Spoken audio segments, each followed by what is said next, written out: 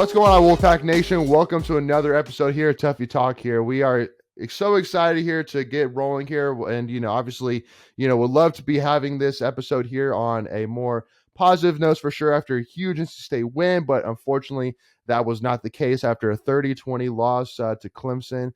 We are recording this on October 2nd, Sunday. So the day after the game, I actually just got home today from Clemson.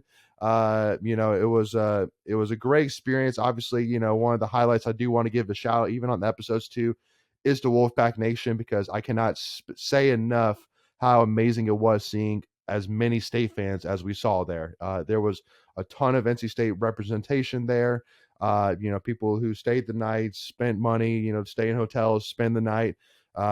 Dealing with Clemson parking, which we all know is some of the toughest parking situations in the country, no doubt about it. So bravo to all NC State fans, first of all, that made the trip and stuck it out with us there. But obviously we have two faces that I think if you're a follower of Tuffy Talk, you know all too well by now. First of all, obviously Ryan Williams here with Inside Pack Sports, and then Kenton Gibbs, a former NC State defensive tackle, but also the host of Lockdown Wolfpack. So again, obviously, got to give a huge shout out to both of these guys. Wanted to kind of basically set up a round table of a sort. So talking a lot about, kind of touching a little bit about the Clemson game in general, but more kind of really wanted to kind of talk about here, what does NC State need to do to basically help be more successful, for the rest of the season? Because I think we all can agree that there's a lot to be learned. There's a lot to be maybe leveraged from yesterday's game, because, there's still a lot to play for here. That's the thing. I really want to go ahead and just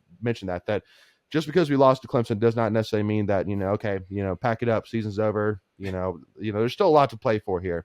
So, Ken, I want to kind of ask you first, the first thing that comes to my mind is that this is not a bad loss.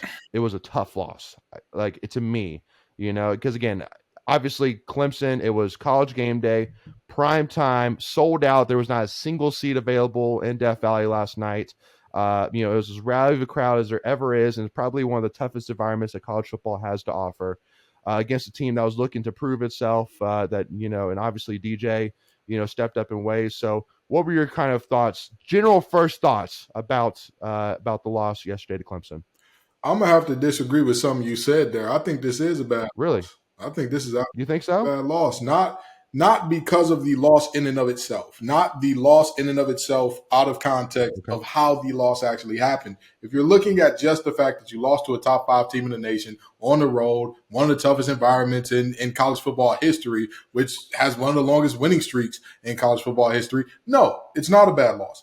But if you listen to Locked On Wolfpack, or if you heard me talk about this on any other show, I particularly said the key to winning this game is do not allow DJ to get confidence. Not only did we allow DJ to give confidence, we gave it to him with a face mask, with a running into the kicker. With the DPI was a little bit of a phantom call, so I'll give Pitts that one. But you cannot expect to beat this team. To me, the key to winning this game was to come out. Oh, and a busted coverage as well early in the game that you made a dump off in the flats, a 10, 15-yard game. You cannot give him confidence. That's what made it a bad loss to me. You gave them confidence and you tucked your tail going into halftime. Which one is more demoralizing? And I'll ask you guys. I'm going to ask you the question because normally I don't ask the question when I'm the guest, but I got to ask this question today. If you were a player, which one is more demoralizing to you? You're going into halftime. You try something. It doesn't work. You know what I mean? Leary drops back. He gets hit. He gets sacked, whatever the case may be. Worst case scenario, he holds on to the ball, but he gets sacked. You then take a knee, go into halftime. Or you say from jump, we're good. We're good down 3. We're all right here. We'll take a knee. To me, the biggest problem I have in saying that this game was given away, Wake Forest gave us the recipe. Keep more people in to block. You only need 2 to 3 men running routes against this Clemson secondary. I promise you they'll get open, which we saw. When we did call up the deep shots and ran max protection, it worked out. a la Devin Carter down the sideline. But, we saw the recipe that worked and said, let's scrap that. More screens, please. We need them. Yeah, Ryan, I'd love to hear your thoughts on that.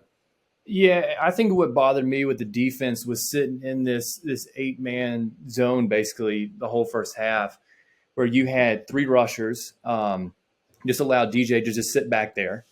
So basically, our 3D linemen were just getting double teamed right off the snap. You weren't showing any blitz to have, the offensive line mixed up. So DJ was just sitting back there, and he was able to progress through his reads. I'm not sold on him being a passer, but we allowed him to be a passer. I mean, even if he was getting 5, 6, 7 yards, he's still building that confidence and rhythm. That really bothered me. And I think we saw where we missed Tyler Baker-Williams because we had 2 busted coverages, where he would be covering it. And, it just, I don't know. It was tough. Just defense. I think, there's a lot of fingers being pointed at the offense. I think the defense still had some plays there that were very, not like them. I didn't agree with a lot of the schemes we were doing. I thought we were going to bring pressure and force DJ into mistakes, but that didn't really happen much. In terms of offense at the end of the first half, I kind of felt the same way, where it's like, I see where they wanted to be passive and they just wanted to do damage control because that was a tough play with Shipley. But at the same time, you start this campaign with Leary, Devin delivering. You have 30 seconds. You have 2 timeouts. We were on like the 30-yard line, somewhere in there. Yep. And it's just like, take a shot here and there. And then if nothing comes of it, you go into halftime. And you're like, and then you don't have any regrets going into halftime saying we didn't try. Because I'm not a believer of leaving timeouts on the board. It's just like, what's the point? You have them there for a reason. I think it was just a game of a lot of missed opportunities, and it led to a loss. And the same thing happened in the ECU game, a lot of missed opportunities, and it should have been a loss. But unfortunately, we still haven't fixed that, part of our offense. I agree. Michael, anything to add to that? A lot of what these guys said, it was a tough loss. We were in it. I think we did give it to him at some points. Speaking specifically about the kind of the end of half sequence, I was more upset with the way the defense defended that last drive by Clemson, really, than not going for it with the 30 seconds left. That would be nice too, but at the same time, they had just scored. We get the ball to start the second half. But in these big games, sometimes you got to take those risks. I didn't hate the call to just kneel it, but I was more upset with the way the defense was called to kind of just sit back and let Clemson kind of go down the field pretty easily there at the end of the half. Well, and again, I tweeted out, saying I did not like the knee down just because of the fact that, it just goes back to that. Unfortunately, Doran has a reputation of being passive, of being conservative. And so in a game of that magnitude, especially with a quarterback who, that first half, Leary was solid. That first drive was like that pass to Carter was just like, he was there, he was feeling it. So it's not like Leary was necessarily struggling either. So that's why that was kind of my biggest addition to it. Go ahead, Kenton. And let me add this in to why that sequence was so troubling, and touching off what Ryan said as far as the end of half defense. We all know the saying. We're all football guys here. Prevent defense does what, my friends? Allows it all underneath. Prevent defense prevents you from winning. That is what the old saying is about prevent defense. You don't run prevent defense unless you're in an absolute Hail Mary situation. To run an entire drive when your defense is the 3-3-5, which is predicated upon creating chaos, which is predicated upon the multiple looks that you can present, the multiple fronts. I've got everybody up at the line. I've got nobody at the line, but everybody's coming. What's going on? You don't know. Yeah. To reduce that defense to saying, hey, Durden, Harris, Jackson, go get the quarterback. Everybody else drop back in coverage. We're not disguising anything. It is that was tough for me. But again, to me, this all comes back to when you did that knee going into halftime, dollars to donuts. If they were to ask Dabo Swinney tomorrow in his media availability, hey, what did you say to your guys coming out there at halftime? Because your defensive line seemed to flip a switch at half. I'm betting you any amount of money. Somebody who talked to that defensive line said they don't believe they belong on this field with you. That kneeling right there tells me that they're just happy to be in the ball game. They're not on your level. They're not you. Because trust me, I've been on a team that was much better than somebody else, and we had a slight lead, and they did the exact same thing going into halftime. They took some knees, and our coach told us, do you see the team that you're tied with? A team that had plenty of time, great field position, that just wanted to run out the clock instead of risking running into y'all again. And what happened the first 2 plays out of halftime? The defensive line had their best 2 plays of the game so far. Yep. I've never thought about it like that, but that's. If you're the number 10 team in the nation and you're going and having the biggest game in your program's history, you can't play like it's the biggest game of your program's history. You got to go out there and act like it's just another Saturday. If you would press that ball against Charleston Southern, if you would press that ball against ECU, against Texas Tech, you've got to press it there. Yep. Wow. Amen. I love it, Ken. Yeah. No, and again, and I, one of the biggest things which I said of actually, I really said that Wake Forest lost Clemson for 2 reasons. First of all, they stopped throwing the ball late in the game, and it made no sense why. Sam Hartman was killing it. Why would they stop throwing it? Second of all, they rushed 3 way too much. And by way too much, I mean they should never rush 3 ever. And for us, I literally said, you cannot rush 3 against DJ. Why? Because we have a lot of really good offensive linemen, but we don't have an elite defensive line that can beat double teams handily like Clemson did. So at the end of the day, if you're giving DJ Uiagalelei, who at the end of the day was a 5-star quarterback, who is a guy that is successful, he can throw the ball. He has issues in terms of confidence, but at the end of the day, he can throw the ball, ladies and gentlemen. At the end of the day, if you give him time and he's sitting there cool, calm, and collected, he will make you pay. And every single time we rushed 3, every single time he made us pay. Every single time. So that was honestly what was the most frustrating thing to me. And I completely agree with you there, Ken, as well, especially with guys like Peyton Wilson, Isaiah Moore, and Dre Thomas, who are guys that they can blitz like just as good, if not better, than almost any linebacker in the country. Yeah. Why were they not getting an opportunity to get to DJ? Especially since we had 0 sacks. And again, this isn't an elite offensive line either. But I think that was one of the biggest, stories right there, that we had 0 sacks and 0 turnovers. So which means we weren't rattling them enough. And I don't mean to cut you off here, but I just go for it. I haven't seen anything out of the Clemson wide receivers that puts fear in my heart to say, I don't want any one-on-one matchups. I don't want any one-on-one matchups.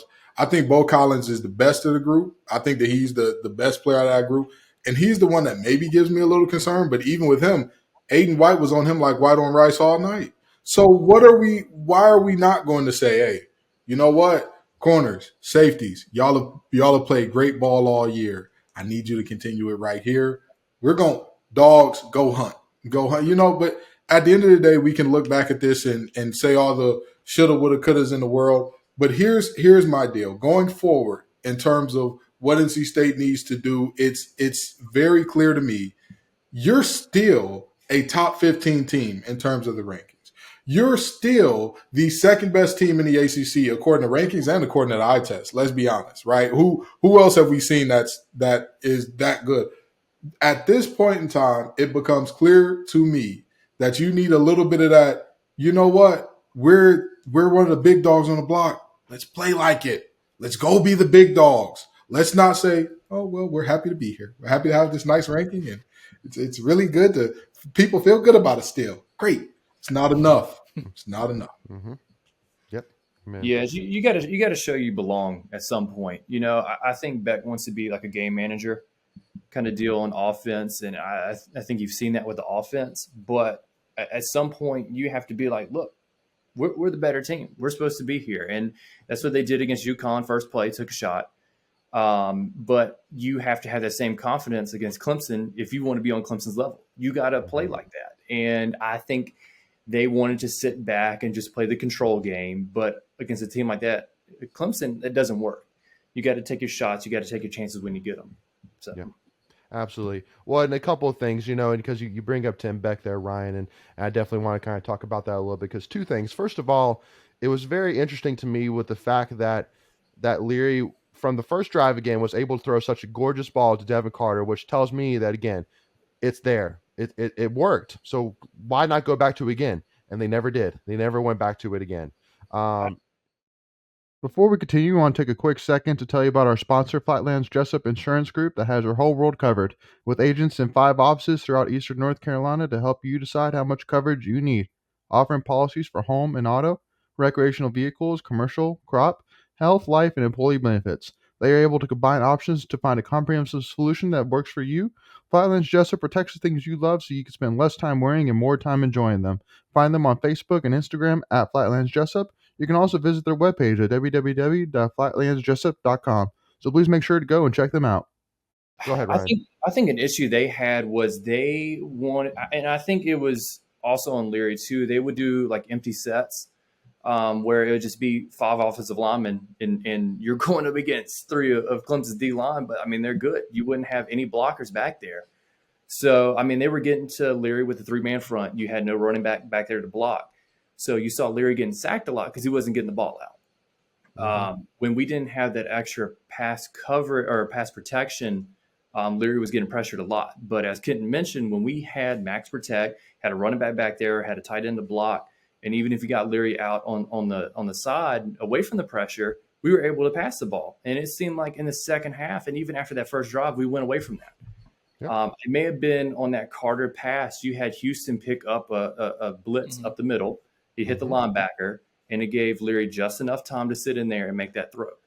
And, I mean, maybe I'm just remembering wrong, but it seemed after that we just wanted to go empty set and have a running back dump out the backfield, run a screen, something like that. So, yeah. But but let me ask this, because this is really, and again, I'll let whoever wants to jump in on this question. But obviously, one of the biggest things that from social media that you've seen is people calling for Tim Beck's job, which to me, and again, I know, with you, Ken, being a former, player yourself, that to me, coordinators are the easiest scapegoat, because at the end of the day, it's like, oh, the offense isn't doing well, it's the coordinator's fault, or the defense is doing well, it's the coordinator's fault. But, to me, it's, like, I'm kind of torn, really, but to me, I'm still not sitting here saying that Tim Beck isn't doing a good job.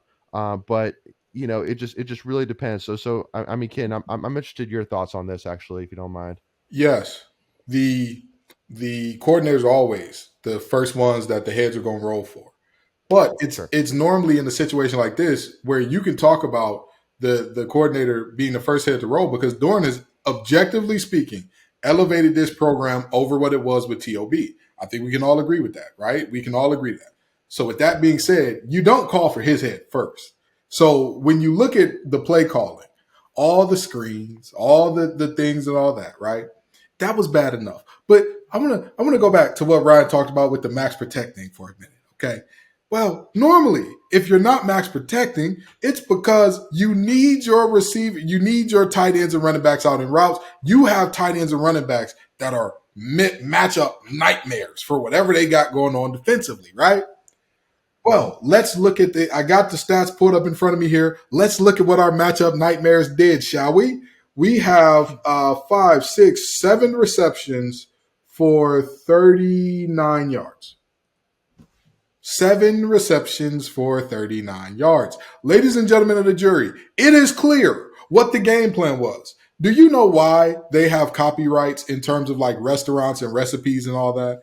Because the restaurants don't want people copying what they do. McDonald's doesn't want people copying the mac sauce. Chick-fil-A doesn't want people copying how they make their chicken. They don't want that. Unfortunately, with football, there's no such thing. Wake Forest cannot copyright max protect and RPOs. They can't do it. Everybody can do it after they see you do it and have success. We did it and had success, and we said this chicken sandwich is selling out. Great. Now let's go with Popeye's recipe. What? Why? Why are you doing this? Why are you doing this? You had success with the exact same recipe that had success the week before. Keep going. Keep sticking with that. If our tight ends were just absolutely crushing it, and I said this on Locked on Wolfpack, with Trent Penix missing, I was expecting more tight ends to be serving more as blockers because they just are not the same caliber of athletes with the ball in their hand that he is and all that. And yet it didn't happen. Objectively speaking, Clemson's linebackers, the best thing that they do is lateral movement, is what they do in coverage. So with that being the case, why would I put you at what you do best and let your defensive linemen do what they do best all in one? When people call for Tim Beck's head, I'm not mad at that simply because two reasons. Number one, fan is short for fanatic. Let's be honest. People get a little rowdy sometimes, and that happens. But number two, I mean, objectively speaking, he's not that good at the job. We've had enough of the trick plays. We've had enough of the screens.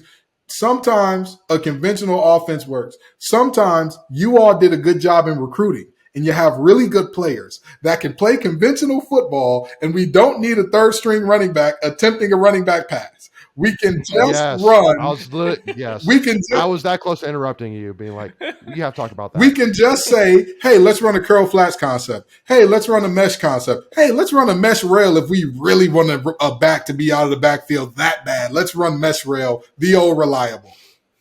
And that's it. Yep. Yeah, we were talking about it tonight. I was talking about it with my dad. Our issue with Beck was, you mean to tell me there was no matchup you saw with their secondary being so young that you could take advantage of? There was not a single receiver or tight end that you had that could.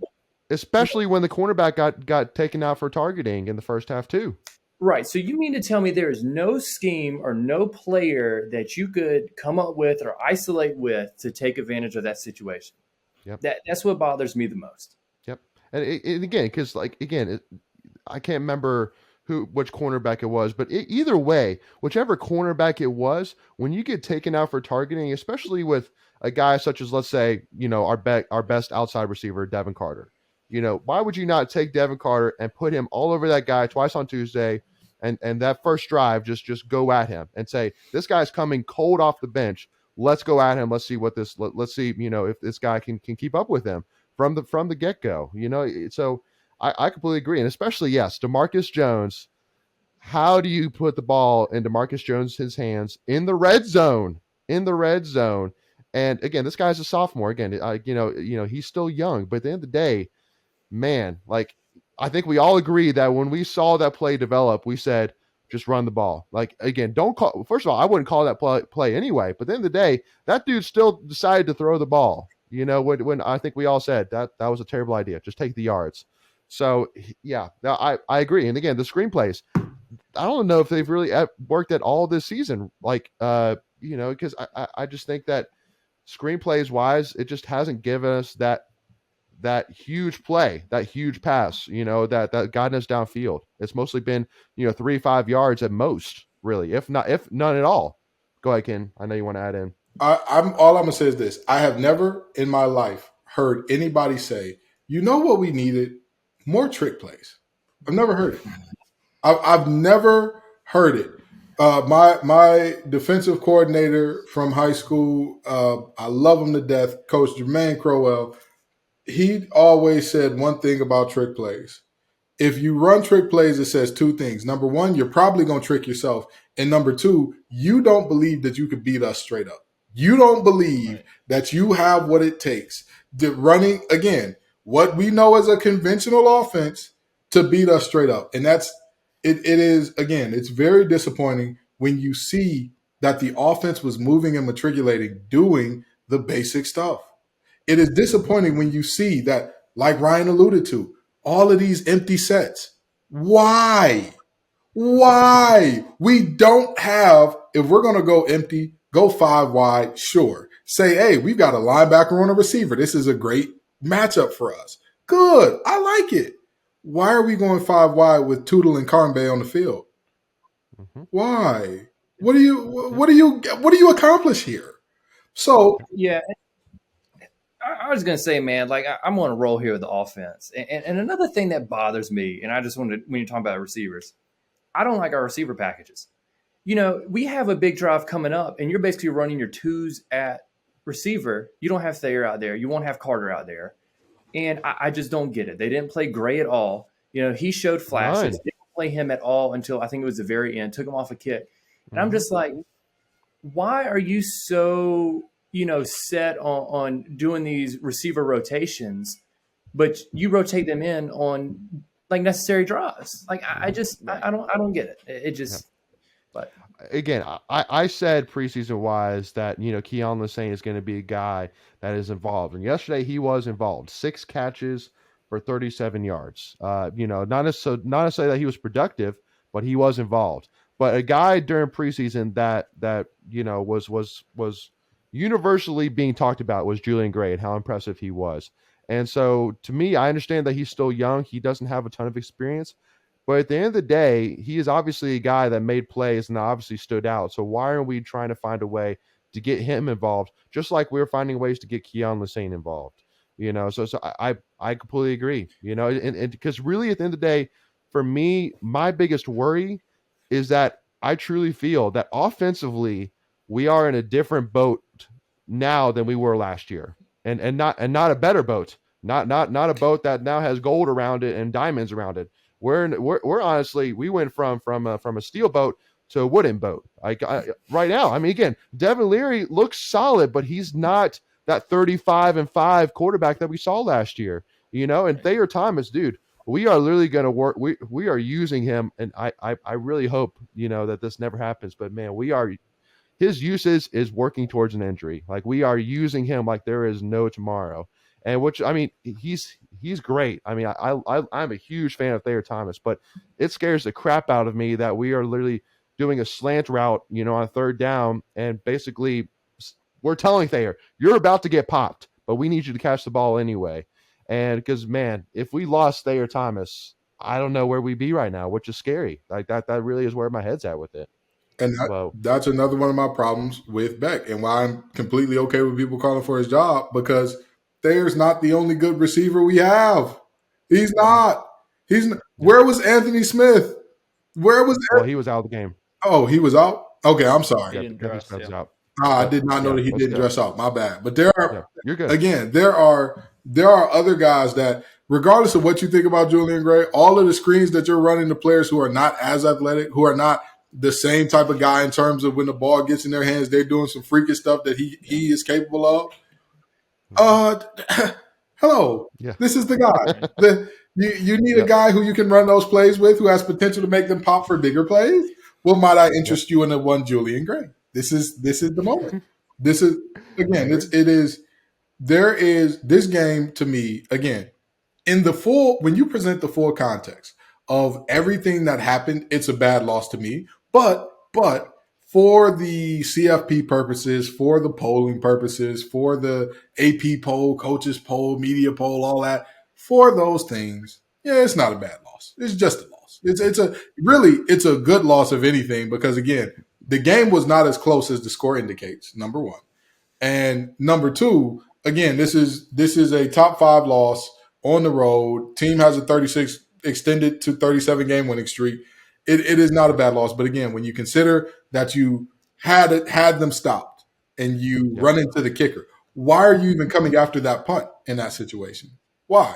I agree. It's like if it's 4th and 4, why would you even take that risk? 4th and 7, 4th and 8. Yeah. Okay, cool. But if you get that penalty, it's automatic first down. So it doesn't make any sense at all. Exactly. Yep. And their punter wasn't even, punting at 50, 60 yards. He was getting like 30-yard punts the whole time. So you're going to have to field position regardless. Exactly. Let them get that kickoff. You take your field position and you make something shake after that. There is no need to go for that in that situation. And again, when you look at what the defense had done to that point, you could tell there were some nerves and some jitters there in the beginning of the game. You could tell by a busted coverage, there is a difference between the team playing better than you and you acting out of character, you missing assignments. There is one thing, if DJ puts it 50 yards on a rope and Bo Collins snatches it off Pitt's head, you live with that. You live with that and you say, hey, the ball player made a ball play. You tip your cap, do it again. Great. But it's a different thing when you're leaving Ngata in the flat wide open because two guys are going with the route going inside. That's a different ballgame. That's a different thing. Yep. It's a different thing when you have the numbers advantage, 5-3 offensive line to defensive linemen, and yet not only is Clemson creating pressure, they're creating immediate pressure. This isn't a coverage sack. This is straight off the ball. Boom. Henry is in Devin Leary's lap right away. There are moments where you lose because they have the better players. Trust me, the game that I played against Clemson, when they had Deshaun Watson and company, I can openly and honestly admit they were better than us. Man for man, we did not have what they had. They had something different. We live with that. This was not the case in this game. Yep, I agreed. So with that being said, again, we're going to have to take a time out there, to end this first part and start over to the second part. But we'll definitely talk more in the second part. I do want to talk about the run game for sure. Talk about Jordan Houston, talk about Demi for sure. Talk about the injuries, and then again, kind of start to dive into FSU a little bit here. But Ken, I want to give a opportunity again. Definitely make sure if you're not already checking out Ken with the Lockdown Wolfpack podcast, make sure to check him out. Ken, where can they find you? Just on all major podcast apps, am I correct? Yeah, all major podcast apps at Locked On Wolfpack. I'm on Twitter at LO_Wolfpack. That's you can follow me on my personal Twitter, TGI_Ken, but you're going to get Kenton the man, not the Wolfpack sports analyst there. So just be aware of that. Yeah. And then Ryan, from the IPS side, anything you want to plug in here as well? Yeah, we're just at Inside Pack Sport. I guess sports was taken, so no S there. And then I'm just R_Williams_IPS. Cool, man. Appreciate it. Well, thank you all again for joining in from our side. Make sure, again, if you haven't already, hit that subscribe button, hit that notification bell, so that way you're notified whenever we release any new NC State content, especially so that way you don't miss out whenever we release part 2 here of this conversation. And also, if you don't mind, give us a follow at Tuffy Talk now. And then if you're a huge NC State fan just like us, make sure to signify that by hitting that like button. But as always, we'll see you all for part 2. As always, go Pack, y'all.